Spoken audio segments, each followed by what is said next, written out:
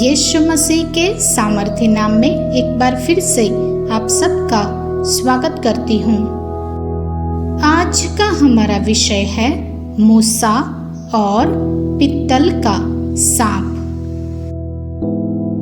इस्राएल के लोग मिस्र देश को छोड़कर जा रहे थे।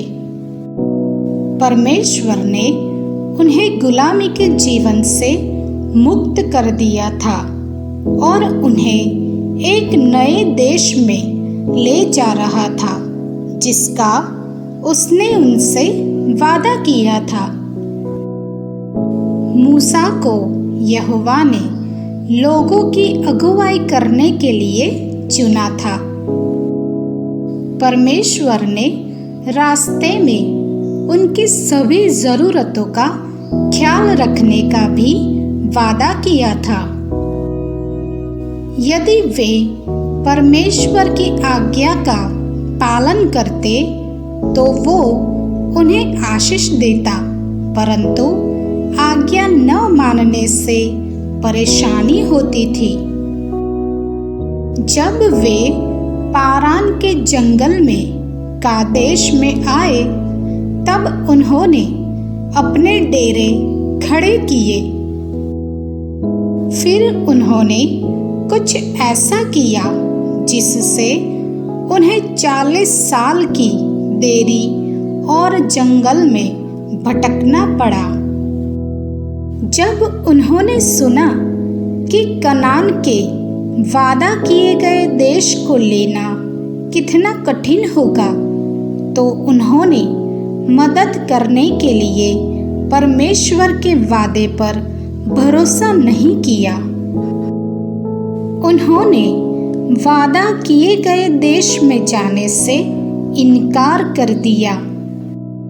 उन्होंने एक और नेता चुनने और मिस्र में वापस जाने की धमकी भी दी। इसलिए उनके अविश्वास के कारण परमेश्वर ने मूसा से कहा, ये लोग जिन्होंने मेरी महिमा और मेरे चमत्कारों को देखा है, वादा किए गए देश में प्रवेश नहीं करेंगे, लेकिन उनके बच्चे करेंगे। परमेश्वर से मुंह मोड़ने से इस्राएल के लोगों के लिए सभी प्रकार की समस्याएं उत्पन्न हुई। उन्हें पानी नहीं मिला और वे और उनके जानवर बहुत प्यासे हो गए। उन्होंने मूसा से कड़वी शिकायत की, तूने हमें मिस्र से क्यों छुड़ाया?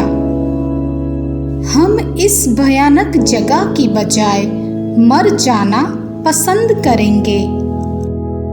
मूसा ने उनकी शिकायत के बारे में यहोवा से बात की और परमेश्वर ने उसे बताया कि क्या करना है। लोगों को इकट्ठा करो और चट्टान से बात करो और वो पानी बहाएगा।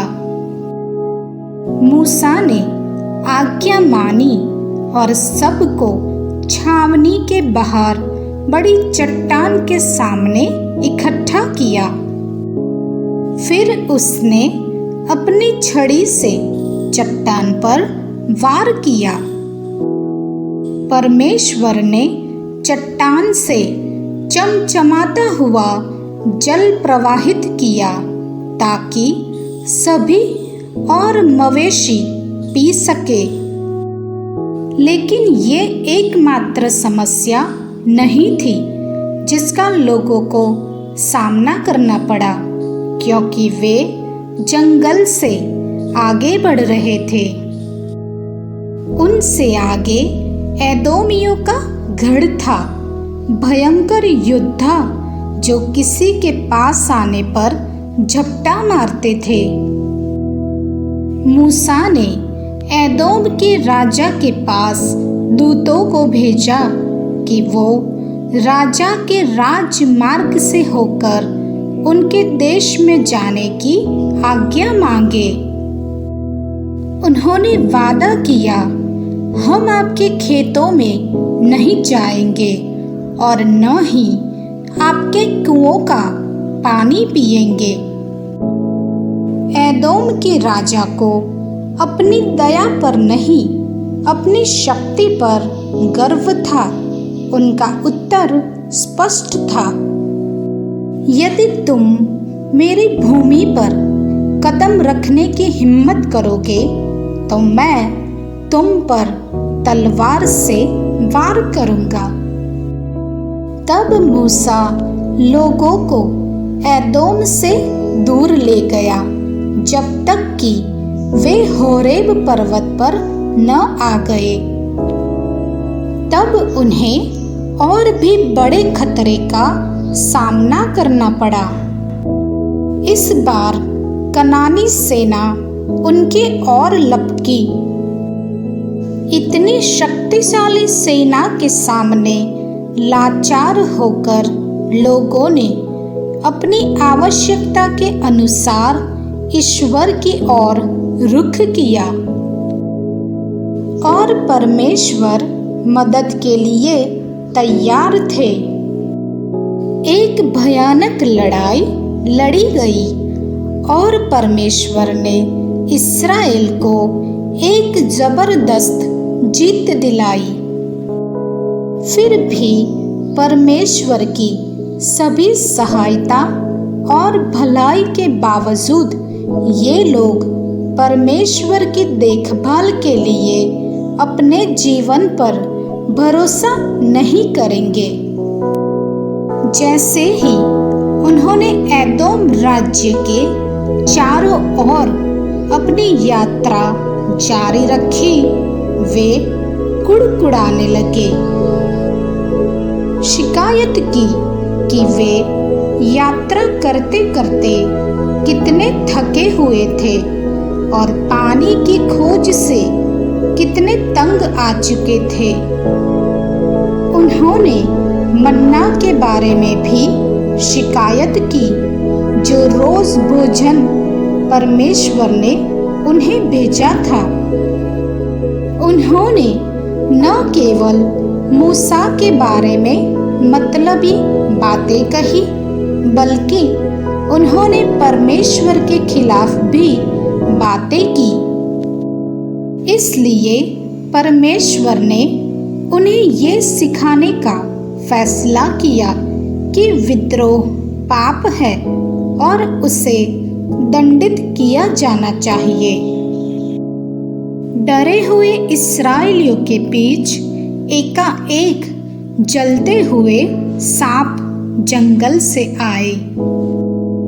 लोगों ने भागने की कोशिश की, लेकिन सांप हर जगह थे, कोई पलायन नहीं हो सकता था।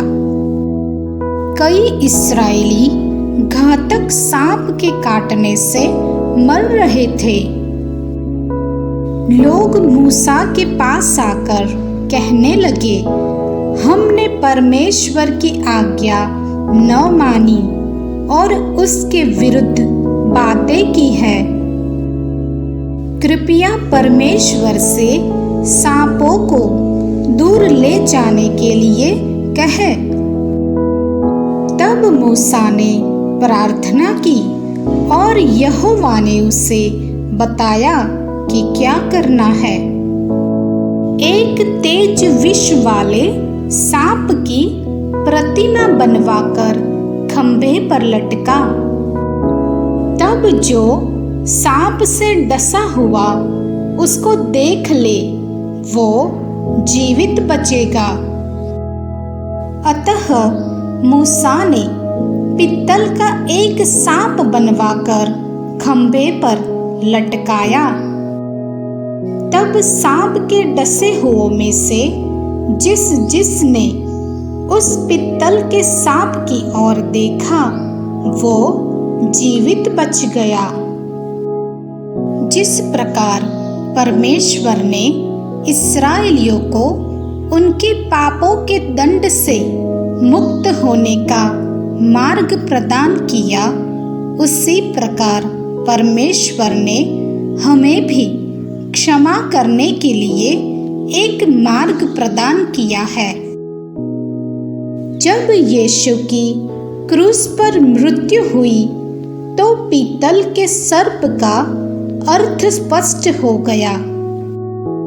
यीशु ने कहा, जैसे मूसा ने जंगल में सांप को उठाया, वैसे ही मनुष्य के पुत्र को भी ऊंचा किया जाना चाहिए कि जो कोई उस पर विश्वास करता है वो नाश न हो परंतु अनंत जीवन प्राप्त करे।